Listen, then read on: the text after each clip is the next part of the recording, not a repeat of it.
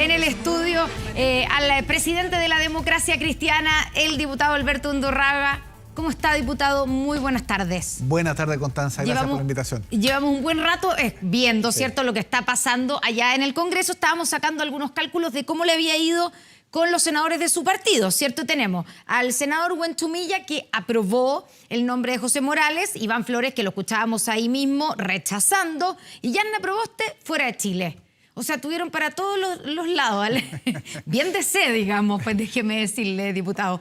Porque al final estuvo uno para allá, otro para acá y otro al medio, sí, sin estar. En este caso, Constanza, en los casos de los nombramientos, no aplican los acuerdos de bancada, menos las órdenes de partido. No hay una orden de partido. No lo hay. ¿Pero usted lo analizó con sus senadores?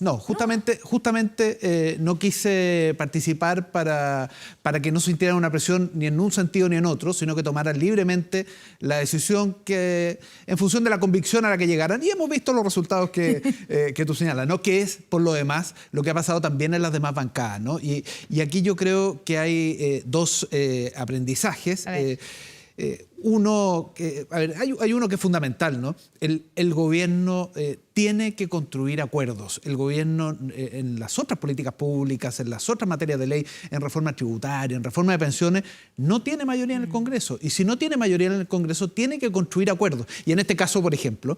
¿Y es esto un fracaso del gobierno o de la misma ministra de Justicia, como están diciendo algunos allá en el Congreso? Sin duda es un traspié, porque es una propuesta final del gobierno, pero limitada a una quina que eligió finalmente la Corte Suprema. Por lo tanto, es un proceso que está en los distintos poderes del Estado. Yo no creo que sea achacable 100% al gobierno. Ha pasado otras veces también, pasó con la Contraloría. Pero no con el fiscal nacional. Primera vez, de hecho, el presidente del Senado decía, no es primera vez, se han rechazado otros nombramientos. Sí, como por ejemplo miembro de la Corte Suprema. Y de la Contraloría. Pero es primera vez que una propuesta a fiscal nacional es rechazada por el Congreso. Claro, y eso tiene una complicación porque...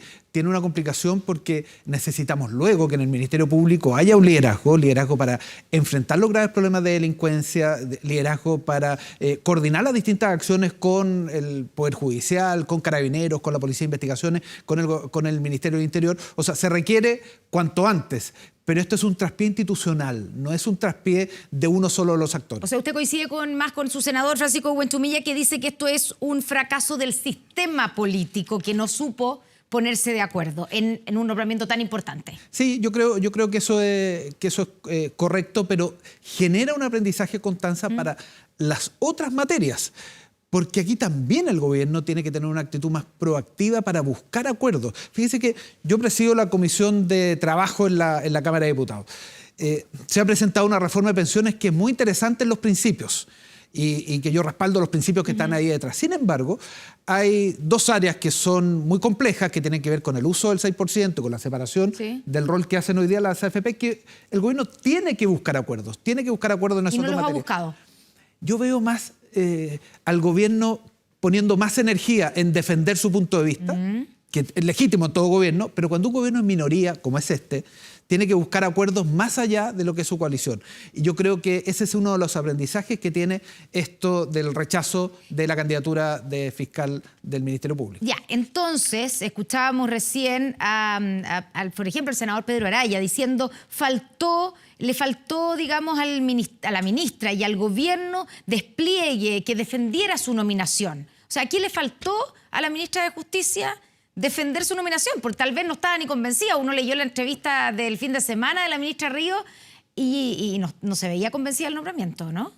O sea, de la nominación. Bueno, yo creo que eso es cierto. Yo creo que lo que plantea el senador Araya es efectivo. Si hay un resultado donde senadores del gobierno, senadores y senadoras del gobierno, no es el caso del senador Flores, no es el caso de la senadora Yanna Proboste, no estamos en el gobierno nosotros, pero senadores del gobierno votan en contra, naturalmente que hay un problema ahí en la coalición. Pero digamos en favor de la ministra, que ella tenía las alternativas que le dio la Corte Suprema, no todas las alternativas, y eso volvemos entonces a lo que decía el senador Wentumilla, en la línea de que aquí el sistema completo finalmente arroja un resultado que no tiene éxito. Ya, y entonces la solicitud que están haciendo algunos senadores de Chile Vamos de la renuncia a la ministra de Justicia a raíz de este fracaso, ¿Usted cree que No me parece. es exagerada? La verdad que depende en todo caso siempre del presidente de la República. Sí. Si el presidente de la República considera que ha perdido la confianza una ministra o un ministro, naturalmente que sale. Pero no me parece que este en sí mismo califique como caso toda vez que hay responsabilidades compartidas. Por un lado el gobierno, pero también en un sistema institucional donde venía con primera mayoría la Corte Suprema. Claro, entonces ahí había pocas alternativas tal vez. Exactamente. Pero ¿se equivocó el gobierno, se equivocó el presidente Gabriel Boric al nominar a José Morales como fiscal nacional? A la luz de los resultados, el resultado fue malo. Veamos qué es lo que sucede después con una nueva nominación y le puedo contestar esa pregunta. Ya, bueno, y en esa nueva nominación que estábamos ahí armando el puzzle, porque tampoco es tan fácil, claro, los plazos son distintos, son más estrechos ahora, tiene 10 días la Corte Suprema para completar la quina con las otras 12 personas que no formaron parte de la quina, pero que formaron parte del proceso electoral, ¿cierto? Eran 17 inicialmente que se presentaron ante la Corte Suprema, ahí queda una quina y hay 12 que no quedaron. Entonces, de esos 12... la Corte Suprema tiene que elegir el nombre que reemplazará a José Morales. Ahora, y la pregunta es qué pasará con el señor Ríos, que presentó su renuncia a la quina, pero no oficialmente. Bueno, la verdad que eso tiene que resolverlo institucionalmente entre la Corte Suprema y el Gobierno para después llevarlo al Senado. Yo lo que espero que en esta materia, el próximo nombramiento, tal como nos pasó en algún momento en el pasado nosotros, cuando estábamos en el Gobierno tuvimos una dificultad en un nombramiento de Contralor General de la República, que no tuvo los votos, Uno dice, primera vez que pasa en el Ministerio Público, sí, pero es la cuarta vez que esto sucede, es la cuarta votación, no es una institución antigua de la República, una institución relativamente nueva. Entonces yo espero que en la próxima nominación que haga el gobierno busque los acuerdos antes en el Senado. Pero vuelvo a decirlo, esa es una actitud que se requiere del gobierno en todas las áreas. El gobierno no tiene mayoría hoy día en el Parlamento y al no tener mayoría, para poder sacar adelante la agenda tiene que buscar los acuerdos y buscar los acuerdos significa ceder en sus posturas. ¿Declaraciones de la ministra Ríos? Bueno, en la línea de lo que estábamos conversando, ¿no? Que es un proceso institucional, que hay distintos poderes del Estado que están involucrados en ello, pero creo que el gobierno tiene que hacer un aprendizaje, lo conversábamos antes de que fuera, ¿no? Aquí hay que hacer un esfuerzo mayor por acuerdos. A propósito, hoy día que nosotros participamos en la inauguración de la estatua, el monumento al presidente Elwin, él fue un constructor de acuerdos. Claro. Y cuando se hace una inauguración de una estatua, claro, se mira hacia el pasado, se hace un homenaje a la persona, pero tiene mucha vigencia porque fue un constructor de partido, constructor de coalición, constructor de acuerdos, constructor de democracia, y estas cuatro tienen mucha vigencia hoy día. ¿Le falta entonces, cuando usted escucha a la ministra Ríos y también a la ministra Toad, responsabilizando además como al resto, a los medios? Hay que recordar que los medios hacen investigación periodística y publican también información que han investigado, hay que decirlo.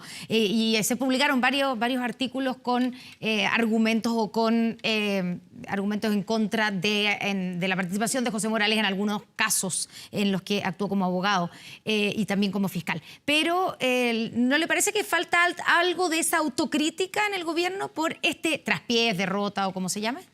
Yo creo que hay una parte de la declaración de la ministra del Interior que algo dice, ¿no? Las cosas siempre se pueden hacer mejor. Y yo creo, de verdad, ¿no?